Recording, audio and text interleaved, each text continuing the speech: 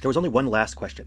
How would the Americans respond? If they put their foot down, the war couldn't work. Well, knowing the State Department would oppose any war, the president of Egypt, through Jared Kushner and Steve Bannon, organized a direct phone call directly between Trump and Haftar, in which Haftar would ask Donald Trump for his personal public support in his mission to defeat terrorism, probably without explaining what that would really mean. But it appears to reverse US policy on Libya. It confirms that President Donald Trump spoke with General Khalifa Haftar, that is the man in charge of the military force which is currently attacking the UN-backed government in Tripoli, that it recognised Haftar's significant role in fighting terrorism and securing Libya's oil resources. So the mission was now a go.